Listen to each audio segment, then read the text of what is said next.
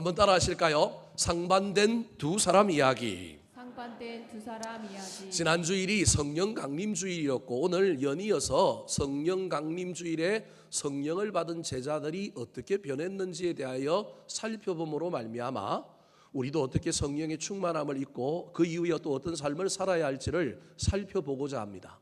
오늘 본문 말씀에는 두 종류의 사람들이 나옵니다. 한 종류의 사람은 절망의 사람을 춤추게 하는 성령 충만한 사람, 성령 받고 난 다음에 선한 영향력으로 사람을 살리고 세우는 예수님의 두 제자 베드로와 야고보가 한 종류의 사람이고, 또 다른 한 사람은 오늘 본문에 이름이 등장하지 않지만 나면서부터 안전병이가 되어서 한 번도 걸어보지 못한 절망의 사람. 오늘 본문 이후에 이 사람이 고침을 받고 성전에 들어갔는데 대화하는 가운데 자기의 나이를 이야기하는데 나이가 몇 살이냐면 40살이래요. 그러니까 태어나면서부터 40살이 되도록 한 번도 걸어보지 못한 사람이 오늘 본문의 또 다른 주인공입니다. 여러분, 만일 여러분이 나면서부터 한 번도 걸어보지 못한 인생을 살고 있다, 얼마나 억울할까요? 얼마나 비참할까요? 얼마나 힘이 들까요? 오늘 이 상반된 두 사람의 이야기가 저와 여러분 앞에 서 있습니다. 이 두 사람은 각각 다른 사람이기도 하지만 여기에 눈을 열어보면 여러분, 제 안에 있는 두 사람입니다. 저와 여러분 안에 있는 두 사람일 수도 있습니다. 우리가 때로는 절망의 사람으로 살아가고요, 때로는 우리가 성령 충만하여 남을 살리고 남을 세우는 사람으로 살아가는 두 사람, 여전히 우리 속에 있는 이 두 사람입니다. 사도 바울은 이 이야기를 오라 나는 공고한 사람이로다, 내 안에 여전히 두 사람이 싸운다고 이야기했는데, 여러분, 저와 여러분은 이 싸움에서 성령의 능력으로 말미암아 나면서부터 안전병이로 있었던 이 절망의 사람이 아니라 도리어 다른 사람을 살리고 세우고 선한 영향력을 행사하는 사람들로 살았으면 좋겠습니다. 그렇다면 이 두 종류의 사람들에게 우리가 무엇을 배워야 할까요? 오늘 이 본문에 나오는 두 종류의 사람들은 어떻게 상반되어 있을까요? 첫 번째입니다. 따라 하시겠습니다. 성전으로 올라온 목적이 다릅니다. 성전으로 올라온 목적이 다릅니다. 오늘 본문에 두 종류의 사람들 중에 먼저 올라온 사람은 예루살렘 성 안에 성문 앞에 있는 미문이라고 하는 문 앞에 앉아 있는 안전병이가 먼저 올라왔지만 뒤에 올라온 사람들이 있는데 그 사람들이 누구냐 하면 바로 베드로와 요한입니다. 1절 말씀 같이 읽어보겠습니다. 시작. 제9시 기도 시간에 베드로와 요한이 성전에 올라갈새. 안전병이는 3시부터 왔을 수도 있습니다. 이스라엘 시간으로 3시면 우리나라 시간으로 6시간을 더하면 오전 9시부터 앉아 있었을 가능성이 있는 사람이 누구냐 하면 안전병입니다.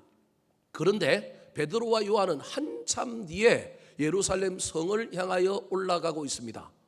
9시라고 하는 시간은 6시간을 더하면 우리나라 시간은 오후 3시입니다. 오후 3시는 참 애매모호한 시간입니다. 이들이 이 시간에 예루살렘 성으로 올라간 이유는 성전에 올라가서 뭐 하려고요? 기도하려고 성전이 있는 예루살렘 성문 미문을 통과하여 성전으로 올라가고 있는 중입니다.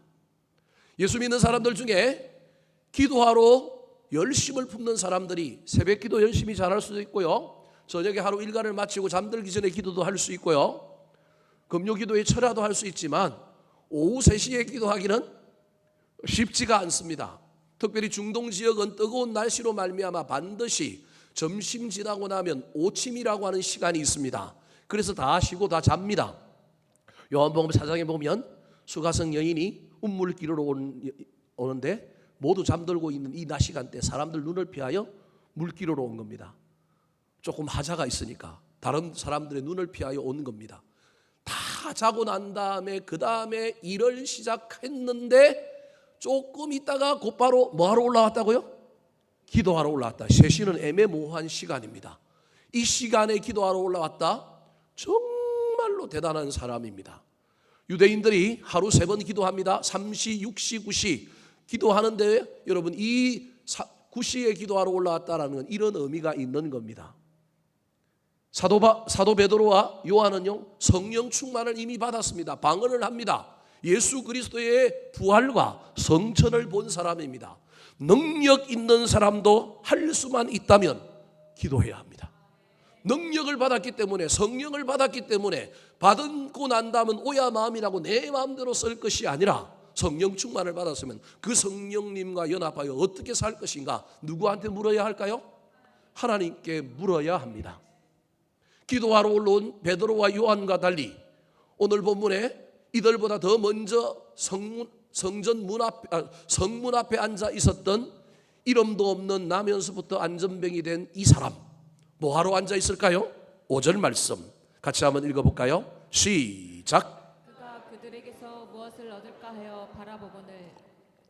무엇을 얻을까 하여 바라보고 있습니다. 구걸이 목적입니다. 한 종류의 사람은 기도가 목적이고요, 한 종류의 사람은 구걸이 목적입니다. 사람은 바라보는 시선이 얼마나 중요한지 모릅니다. 하나님을 바라볼 것인가? 사람을 바라볼 것인가? 성령 충만을 기다리고 은혜를 바라볼 것인가? 돈을 바라볼 것인가? 베드로와 야고보는 기도하러 성전에 올라온 목적을 가지고 있었지만 여러분, 이 안전병이 나면서부터 안전병이 된 이 사람은 목적이 뭐하러 왔느냐 하면 구걸하러 왔습니다. 여기서 저와 여러분이 한번 생각을 해볼 중요한 문제가 있습니다. 우리는 이 두 사람을 개별적인 독자적인 사람이라고 이해하지만 여러분, 제가 서두에도 말씀드렸지만 각각 다른 사람일 수도 있지만 저와 여러분 안에 통합된 사람일 수도 있다는 사실을 기억해야 합니다.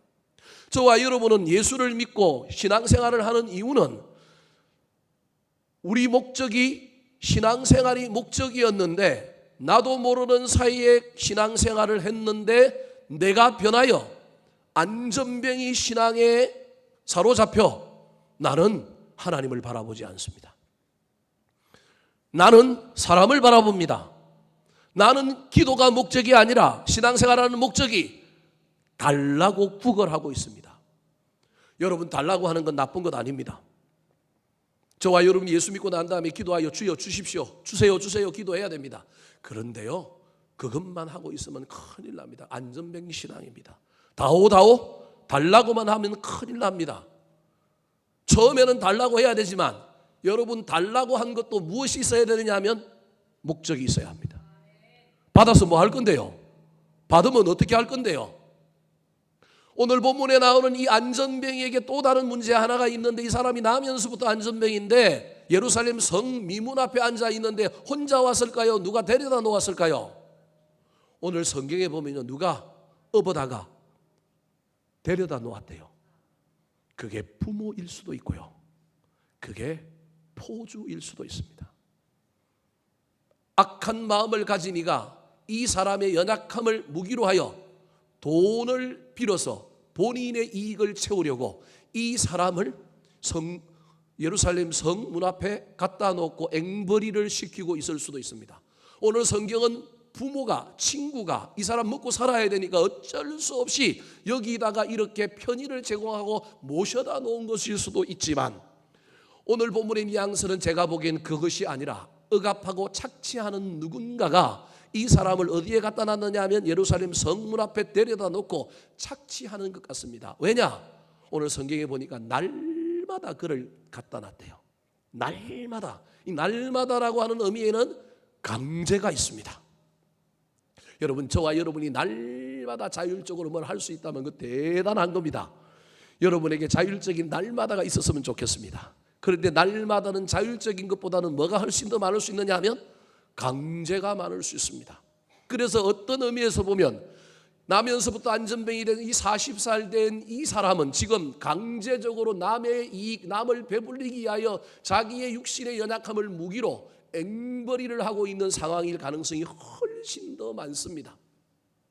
사랑하는 성도 여러분, 저와 여러분 예수를 믿고 신앙생활을 하는데 우리도 모르는 사이에 세상의 문화, 출세, 그 어떤 것이라고 하는 악의 근세가 우리를 붙잡는 바람에 우리가 신앙생활을 제대로 하고 하나님의 영광을 위하여 살고 사람들을 위하여 살아야 되는 그런 신앙으로 다오 주세요, 하나님께 구걸하고 있는 것이 아니라 어쩌면 우리도 모르는 사이에 나 기도하러 교회 왔다가 나 거룩한 목적으로 신앙생활을 시작했다가 나도 모르는 사이에 안전병이 신앙인이 되어 하나님은 보이지 않고 교회 안에서도 사람만 보이고 하나님은 온데간데 없고 나는 지금 손을 벌리고 있는 존재인데 그 손을 벌리고 있는 목적도 내가 내 병을 고치고 내가 그것을 통하여 더 거룩한 일을 하고 있음이 아니라 싫든 좋든 나도 모르는 사이에 그 어떤 어둠과 악이 나를 붙잡고 있는, 세상은 그걸 어둠과 악이라고도 말하고 있지 않고 우리 인간적으로는 소박한 것일 수도 있지만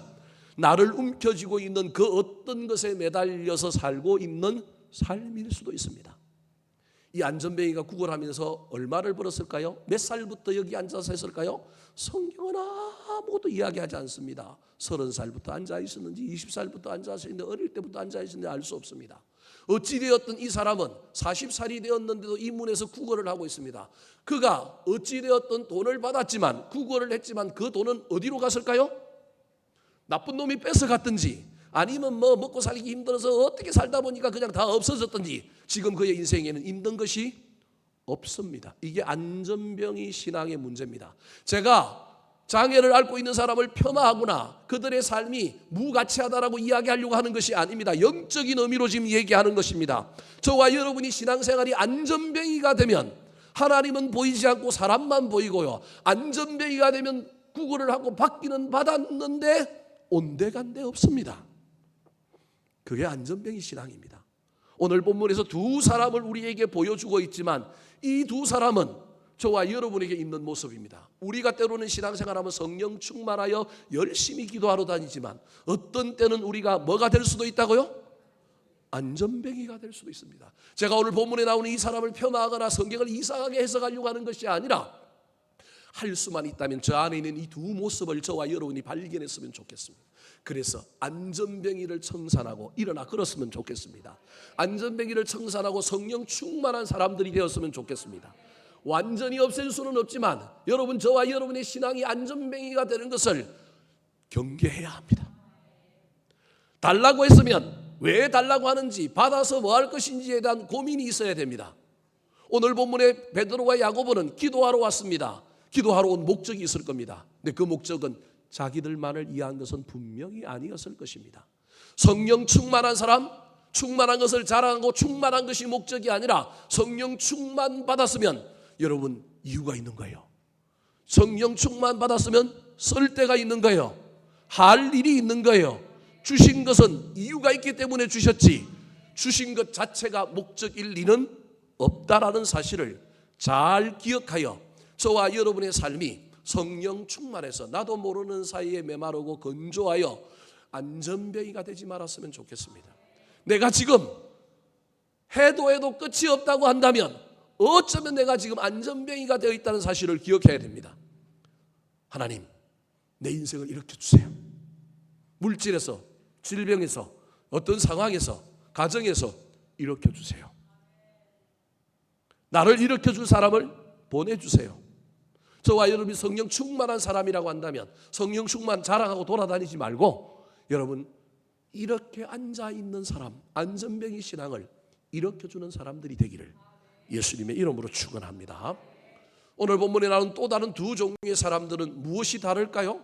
따라하시겠습니다. 앉아있는 삶의 자리가 다릅니다. 앉아있는 삶의 자리가 다릅니다. 시편 1편에 보면 복 있는 사람은 악인들의 꾀를 따르지 아니하며 죄인들의 길에 서지 아니하며 오만한 자의 자리에 앉지 않는다고 했습니다. 자리가 얼마나 중요한지 모릅니다. 신앙의 자리, 삶의 자리가 중요합니다. 그래서 지금 내가 영적으로 눈을 열어 어떤 자리에 앉아 있는지, 친구들과의 관계에서, 직장과 사업의 영역에서, 영적인 영역에서 내가 어떤 자리에 앉아 있는가를 잘 살펴봐야 합니다. 왜냐하면 안전자리가 너무 중요하기 때문에 그렇습니다. 오늘 본문에 나오는 이 안타까운 인생, 나면서부터 40살이 되도록 한 번도 걸어보지 못한 비극의 인물, 너무 불쌍한 인물인데 이 사람이 앉아있는 자리는 어디냐 하면 예루살렘 성문 바깥에 앉아 있습니다. 이유는 거기에 앉아서 뭐 하려고요? 구걸하려고 앉아 있습니다. 앉아 있는 자리가 거기다 보니 영원히 구걸하고, 구걸한 돈은 어디 갔는지 구조적인 악 때문에 뒤에서 빼앗아가는 사람이 있어서 이 사람 책임은 아니지만 그의 인생은 여전히 바깥에만 앉아 있고, 앉아 있는 결과 그 속에서 뭔가 생산적이고 미래가 있었으면 좋겠는데 반복만 되고 있습니다. 2절 3절 말씀 같이 한번 읽어볼까요? 시작. 나면서 못 걷게 된 이를 사람들이 메고 오니 이는 성전에 들어가는 사람들에게 구걸하기 위하여 날마다 미문이라는 성전문에 두는 자라. 그가 베드로와 요한이 성전에 들어가려 함을 보고 구걸하거늘. 메고 온 사람이 있었습니다. 좋은 마음을 가지고 메고 왔는지 나쁜 마음을 가지고 왔는지는 모르겠지만 여러분, 자신의 의지와 상관없이 날마다 앉아 있어야 되는 사람이 이 사람입니다. 여러분, 우리가 우리 스스로 앉아 있는 자리를 우리가 결정할 수만 있다면 얼마나 좋을까요? 여러분, 결정할 수 있을 때 빨리 판단하고 자리를 바꾸어야 합니다. 근데 이 사람은 지금 자기 자리를 바꿀 수 있어요, 없어요? 바꿀 수가 없습니다. 근데 이에 반하여 오늘 본문에 나오는 이 제자들은 안에서 어디로 가고 있습니까? 바깥에서 어디로 들어가고 있습니까? 안으로 들어갑니다. 이들의 궁극적인 삶의 자리는 성전의 자리, 말씀의 자리였습니다. 사랑하는 성도 여러분, 성령 강림절 이후에 오늘 설교하는 이 설교의 주안점은 저와 여러분이 성령 충만을 받은 사람이라면 내가 어떤 존재냐, 성령 충만한 이후에 나의 삶은 어떤 변화가 일어나야 하느냐, 그게 없다면 다시 성령 충만함을 사모하며 받아야 한다는 겁니다. 성령 충만한 사람에게는 뭐가 생기느냐 하면 목적이 생깁니다. 성령 충만한 사람은 밖에 있지 않고 어디 있다고요? 안에 있습니다. 사랑하는 성도 여러분, 가정에서도 일터에서도 교회에서도 여러분 제발 바깥에 있지 마시기 바랍니다. 어디에 있어야 된다고요? 안에 있어야 됩니다. 성령 충만한 사람인데 자기가 성령 받고 방언 받고 입신을 하고 천국을 갔다 왔다고 하는데 그런 사람들 제가 가만 보니 10명 중에 8명은 전부 어디서 놀더라고요? 밖에서 놀더라고요. 너무 안타깝습니다. 제가 보기엔. 성령 받았다는데 어디서 놀아야 돼요?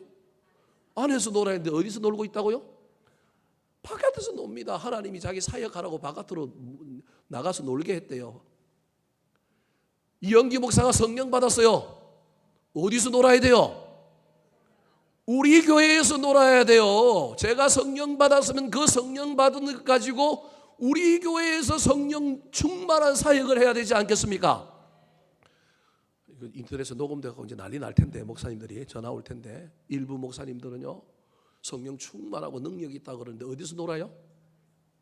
지 교회도 잘 돌보면서 바깥에서 놀면 그나마 괜찮은데 지 교회는 돌보지 않고 어디 가서 놀아요? 밖에서 놀아요. 저는 의심이 갑니다. 저분이 성령 충만할까? 무슨 양을 먹이라고요? 내 양을 먹이라 그랬는데 내 양이 아니라 누구 양을 자꾸 먹이려고 그래요? 남의 양을 먹이려고 그러고요. 그러니 성령이 그 사람들에게 있을까요? 기다리고 기다리다가 저는 희미해지고 사라질 것입니다. 사랑하는 성도 여러분, 기억하셔야 됩니다. 성령 충만한데 아내들이여, 남편들이여, 부모들이여, 자녀들이여 밖에서 놀지 말고 가정 안에서 노시기 바랍니다.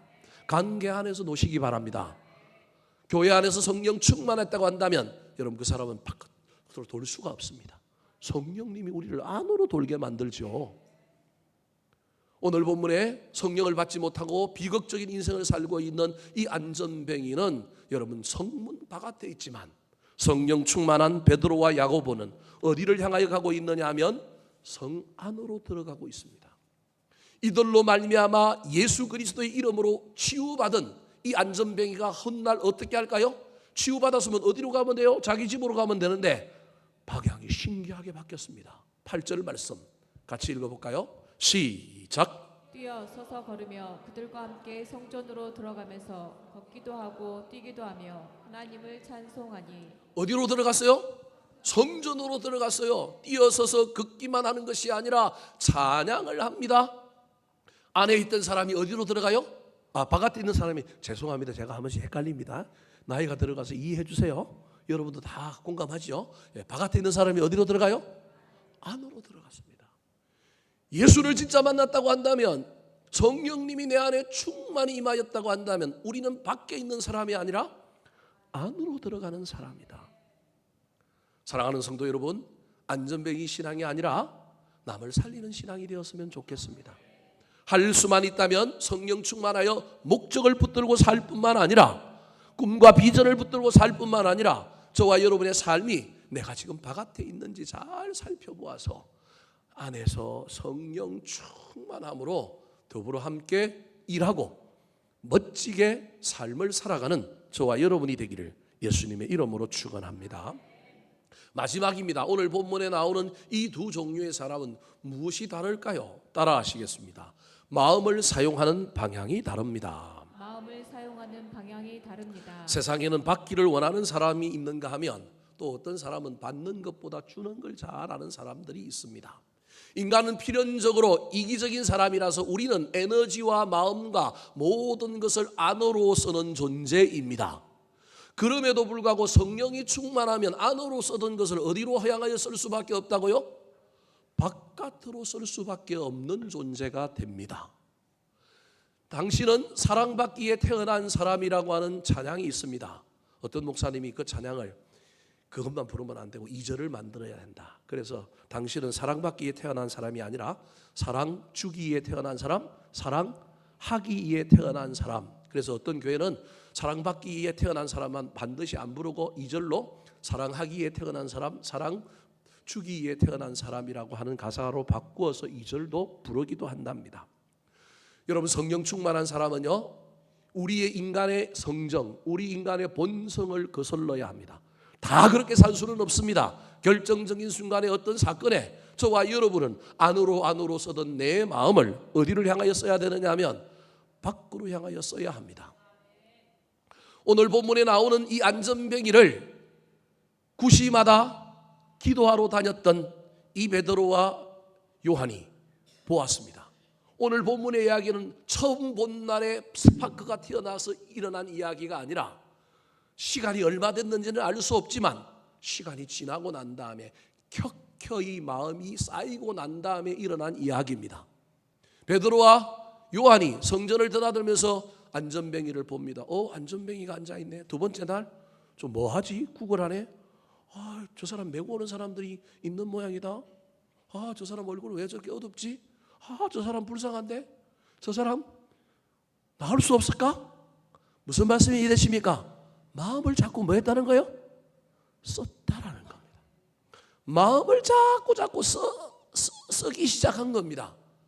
그리고 난 다음에 어느 순간에 하나님이 감동을 주시고 마음의 결단이 일어나서 이들이 한 행동이 바로 오늘 6절 말씀입니다. 같이 읽어볼까요? 시작. 베드로가 이르되 은과금은 내게 없거니와 내게 있는 이것을 내게 주노니 나사렛 예수 그리스도의 이름으로 일어나 걸으라 하고.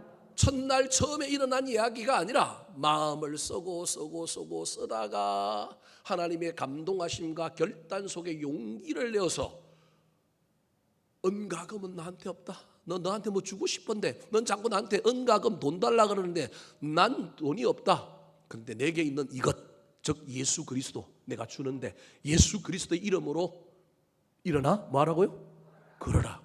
우리는 이 사건을 통하여 안전뱅이가 살아났다 일어났다 이 이야기에 주목하는데 그게 어떻게 일어날 수 있느냐? 뭐 이런 쪽에 또는 예수 믿고 나면 이런 능력이 나타나고 이런 기적이 일어난다 이런 이야기를 하고 싶은데 저는 오늘 그런 이야기 하려고 그게 못 일어난다 이 얘기가 아니라 그 얘기 하려고 하는 것이 아니라 그 얘기 이전에 그런 기적이 일어나려면 그냥 말만 하면 안 되고 먼저 뭐가 쓰여져야 된다고요? 마음이 켜켜이 쌓여져야 된다니까요. 주술도 아니고 그냥 치유의 은사가 있다고 너 일어나 걸어 나와라. 여러분 이건 거짓말입니다. 그 사람에게 마음이 가야 합니다. 우리 주님의 시선이 우리 주님의 마음이 쏟아지고 관계를 맺고 난 다음에 능력이 나타나야 합니다. 그게 진짜입니다. 제가 보긴 그렇습니다. 그렇지 않고 그냥 처음 만났는데 못한다는 얘기가 아니라 처음 만났는데 해버리면요 받는 사람도 은혜도 없고 옆에 보는 사람도 여러분 그거 인격적이지 않습니다. 그거 이상해집니다. 그냥 그래서 앞으로 예수 믿고 신앙생활할 때 모든 걸 다 그런 기적과 치유와 신유로만 이해합니다. 아닙니다. 그 전에 뭐가 있어야 된다고요? 예수님이 이 땅에 오셔서 공생에 30년 켜켜이 쌓을 필요가 뭐 있어요? 오자마자 뭐 지면 돼요? 십자가 지면 되잖아요. 그래서 우리가 그 은혜를 알까요? 모를까요? 제가 보기 모를 가능성이 있어요. 그냥 공중에서 우리 주님 내려와가지고 처음부터 뭐 져요? 십자가를 지면서 내가 너희들의 죄를 대속하기에 나 십자가 진다. 여러분 그런 상상 한 번도 안 해봤어요? 저는 그런 이상한 생각을 해보거든요. 왜 어릴 때부터 이 땅에 오셔가지고 30년이라고 하는 세월을 지나면서 그리고 그냥 공생이 시작하면서 나 예수다 메시아다 나 구약에 예언한 그분이다 나 십자가 짓게 바로 하지도 않고 또 3년 동안 쎄 빠지게 전국을 돌아다니면서 이럴까요? 켜켜이 쌓는 거예요. 간결한 그런 거예요, 여러분. 그리고 난 다음에 능력이 더해지는 것이 그러지 않으면 능력이 안 나타난다 그 얘기가 아니라는 거예요. 진짜 능력이 지속되고 진짜 은혜가 되려면 마음이 쌓여져야 된다. 보고 또 보고 보다가 그래서 오늘 본문에 보다라는 단어가 계속 나와요. 보다가 그런데요 안전뱅이도 봅니다. 안전뱅이도. 근데 안전뱅이는 보지만 뭘 안 써요?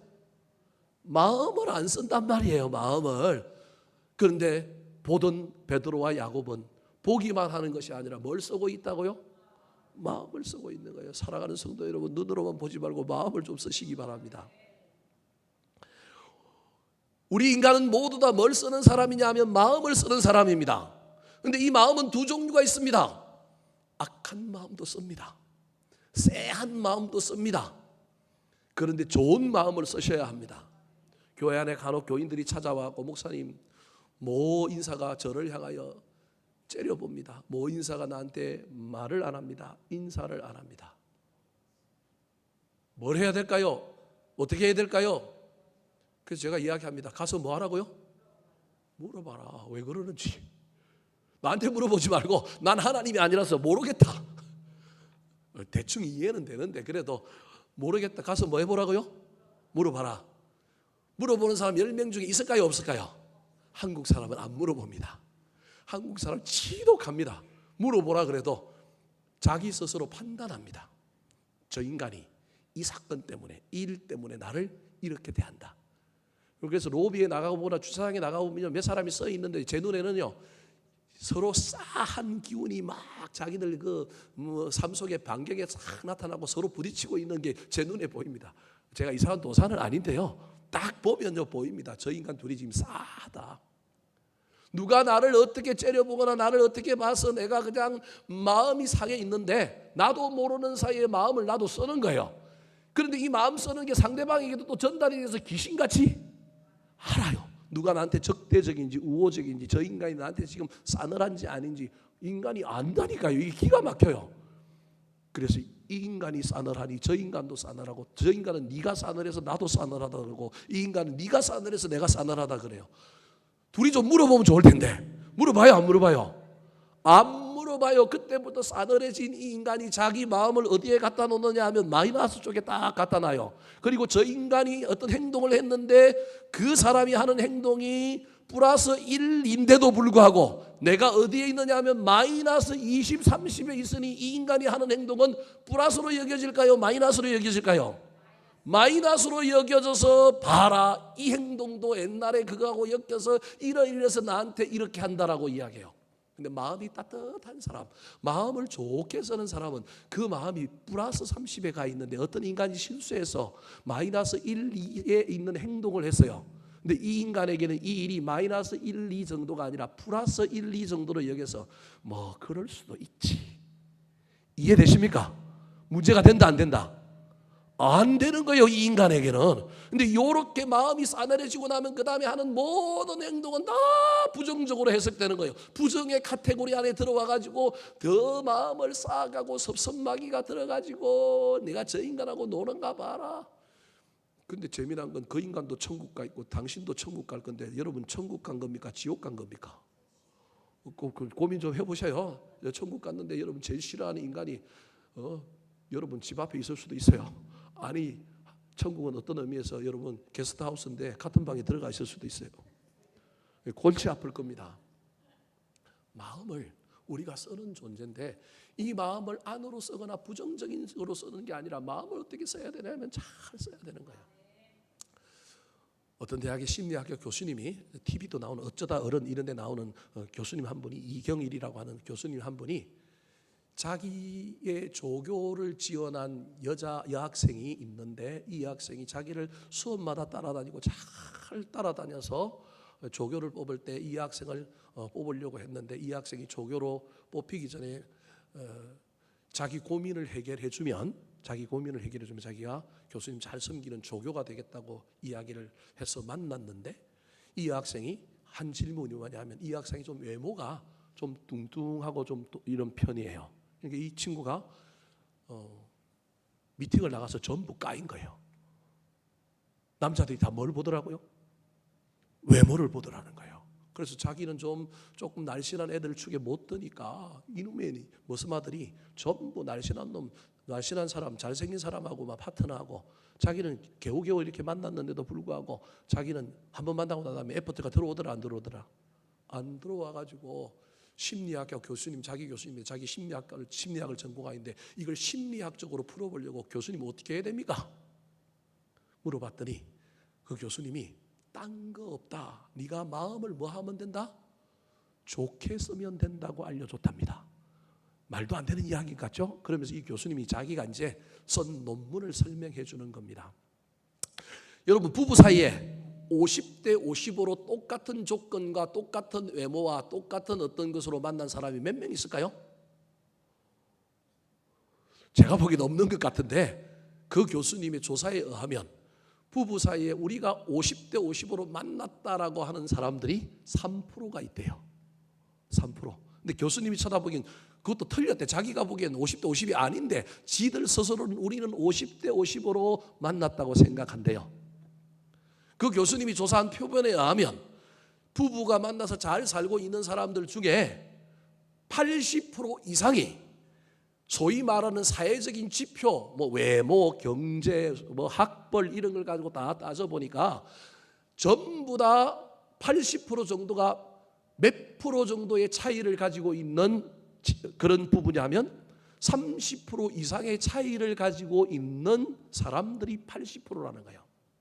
무슨 말이냐면 그게 외모든 그게 학벌이든 경제적인 돈이든지 간에 부부 중에 80%는 상당한 뭐가 있다고요? 격차가 있다라는 거예요. 상당한 격차. 나머지 20%만 10% 정도 안에 뭐 한 15% 정도 안에 들어가서 조금의 차이 때문에 그렇게 만났더라는 거예요. 그런데 남자가 못생겼는데도 이쁜 여자가 사랑하고 있고요. 그래서 결혼해서 잘 살고 있고요. 아니 여성분이 좀 외모가 그랬는데도 불구하고 너무 잘생기고 몸짱인 남자가 이 여자를 사랑하고 만나서 결혼해서 살더라는 거예요. 그리고 결혼해서 여전히 잘 살고 있더라는 거예요. 그래서 조사를 해봤더니 대부분 다 대답하는 것이 뭐냐면 마음이 어떻다고요? 맞는다. 마음이 좋더라. 그래서 산다라는 거예요. 어제 우리 아들이 결혼했는데 우리 아들 날씬하고 잘생겼죠? 본 사람은 봤을 텐데 제가 옛날에 그랬다니까요. 안 믿는데 안 믿는 거야 뭐 어쩔 수 없죠. 뭐 제가 옛날에 그랬다니까요. 근데 그래도 나이가 들면 어때요? 이렇게 되는 거예요. 나이가 들면 이렇게 되는 거예요. 나이가 들고 난 다음에 외모를 가지고 어필할 수가 없잖아요. 물론 나이가 들어도 여전히 마른 인간 때문에 우리가 섭섭하고 막 힘이 들지만 나이가 들면 외모는 문제가 안 되잖아요. 어쩔 수 없이 우리가 보는 건 그 인간 됨됨이 마음을 쓰는 것 이런 걸 본다라는 거예요. 오늘 집에 가서 부부들끼리는 우리는 몇 점으로 만났을까 서로한테 한번 물어보시기 바랍니다. 아무 말하지 말고 종이 하나 꺼내가지고 점수를 매겨보라 그래요. 그래서 그 점수가 일치한 부부 저한테 오시면 상품권 5만 원을 드리도록 하겠습니다. 짜고 또 50대 50에 하고 상품권 받자 그러지 말고 진짜 입 딱 다물고 우리 부부는 몇 대 몇으로 만났을까? 그래서 한번 적어보시기 바랍니다. 누가 손해를 받는가? 질문은 그렇습니다. 누가 손해를 받는가? 라고 하는 질문으로 한번 부부들끼리 한번 해보시기 바랍니다. 그러면요 서로 분명히 손해를 받는데도 불구하고 손해인데도 불구하고 잘 맞았다라는 것은 많은 조건들이 있겠지만 그 중에 무엇이냐 하면 마음이라는 거예요. 인간 됨됨이 마음을 어떻게 쓰고 있는가. 그래서 그 교수님이 너 마음을 잘 써라. 다른 사람을 배려하고 조금 마음을 너를 위하여 쓰지 말고 네 기준을 가지고 자꾸 네한테 맞추라 그러고 내가 기분이 나쁘다 그러지 말고 상대방 기분 살피고 상대방 마음 살피라 그랬더니 조교 생활하는 가운데 이 여자 학생 조교가 점점점 인기가 높아져 가지고, 왜냐하면 사람들이 만나면 대화가 되고 만나면 부드럽고 만나면 평온한 거예요. 얼굴이 바뀌기 시작하고 표정이 바뀌기 시작하더라는 거예요. 그래서 대학원에 들어왔고 대학원 2년 차에 그 대학원에 들어오는 제일 킹카 남자를 만나서 결혼했다는 전설 따라 삼천리의 이야기가 있습니다. 사랑하는 성도 여러분, 예수 믿고 나면 마음이 바뀌어야 합니다. 구원하고는 상관이 없습니다. 예수 믿고 난 다음에 저와 여러분이 마음을 쓰는 방향이 달라져야 합니다. 마음과 물질과 에너지를 어디를 향하여 쓰는가, 이게 중요합니다. 오늘 본문의 베드로와 야고보는 이 마음을 어디를 향하여 쓰고 있느냐 하면 다른 사람을 향하여. 많은 사람이 있지만 그 중에 성문 앞에 앉아서 늘 구걸하고 있는 그 사람, 이 사람은 도대체 왜 여기 나와 있을까? 이 사람에게 아픔은 뭘까? 이 사람에게 필요한 건 뭘까? 마음을 켜켜이 쌓아가고 난 다음에 어느 순간 결단하여 그들이 할 수 있는 예수 그리스도 이름으로 일어나 뭐하라고요? 걸어라. 그러고 있는 것입니다. 말씀을 마치려고 합니다. 성령 충만한 사람, 목적이 있는 사람입니다. 성령 충만한 사람, 밖에서 놀지 않고 안에서 놉니다. 성령 충만한 사람, 여러분 우리의 마음을 자꾸 좋은 방향으로 외부를 향하여 씁니다. 모든 일에 그렇게 살 수는 없지만 결정적인 순간, 어떤 순간에 하나님께서 성령을 통하여 우리에게 감동을 주시면 우리가 마음을 그렇게 쓸 수 있어야 합니다. 지금 우리의 영적인 상태를 잘 한번 점검해 보시고, 내가 목적과 비전도 없고 내가 지금 바깥에서 놀고 있다면 성령님께서 희미해져 가고 있구나. 다시 성령 충만을 받아야 되겠다. 저와 여러분이 결단하셔야 됩니다. 성령님은 우리 마음대로 받을 수 없습니다. 성령 충만, 기름 부으심 받고 싶은데 우리 마음대로 되지 않습니다. 전혀 기도에 힘쓰면 주실까요? 기도에 힘써 받는데도 안 주실 때가 훨씬 더 많더라고요. 그래서 주시는 분 마음입니다. 전적으로 하나님의 소관입니다. 그래서 우리는 그냥 사모하는 방법밖에 없습니다. 그런데 또 다른 방법 하나가 있습니다. 여러분, 성령 충만한 사람 곁에 있으면 됩니다. 성령 못 받았던 안전뱅이가 그래도 성령 충만한 여러분 베드로와 야고보가 지나간 길 그 곁에 있었더니 이들 때문에 성령이 그들을 통하여 흘러 넘쳐서 누구에게 전해졌느냐 하면 이 안전뱅이에게 전해진 겁니다. 그렇다면 우리 공동체가 그런 공동체가 되어야 합니다. 우리 교회가 성령 충만한 사람, 우리 예배가 성령 충만한 사람들이라서 흘러 넘쳐야 합니다. 사마리아 땅에, 여러분, 사마리아 땅에 예수 믿는 사람들이 생겼다는 얘기를 듣고 베드로와 야고보가 내려갔습니다. 그래서 그들이 기도했더니, 안수했더니 뭐가 임하였더라? 성령이 임하였더라. 오순절 다락방에는 하나님이 강권적으로 부어주셨지만 여러분, 사마리아 땅에는 성령이 어떻게 임했느냐 하면 베드로와 야고보가 가서 뭐 했더니? 기도했더니 성령이 임하였습니다. 그래서 여러분, 좋은 믿음의 지도자들, 좋은 영적인 충만한 사람들 곁에 있어야 합니다. 그래서 자리가 중요합니다. 어떤 자리에 있는가, 누구랑 함께 있는가가 중요합니다. 우리 공동체가, 우리 교회가 성령 충만한 교회가 되고 우리 예배 가운데 기름 부으심으로 말미암아 흘러 넘쳐감으로 말미암아 또 그런 사람들이 성령을 붙들고 성령을 소유하고 또 강력히 다른 사람을 살리고 마음을, 에너지를 외부로 쓸 때 선순환이 일어나서 저와 여러분에게도 성령 충만함이 전해지고 이어지는 놀라운 일들이 일어나게 되기를 우리 구주 예수 그리스도의 이름으로 축원합니다. 한번 따라 하실까요? 상반된 두 사람 이야기. 성전으로 올라온 목적이 다릅니다. 성전으로 올라온 목적이 다릅니다. 앉아 있는 삶의 자리가 다릅니다. 앉아 있는 삶의 자리가 다릅니다. 마음을 사용하는 방향이 다릅니다. 마음을 사용하는 방향이 다릅니다. 기도하겠습니다.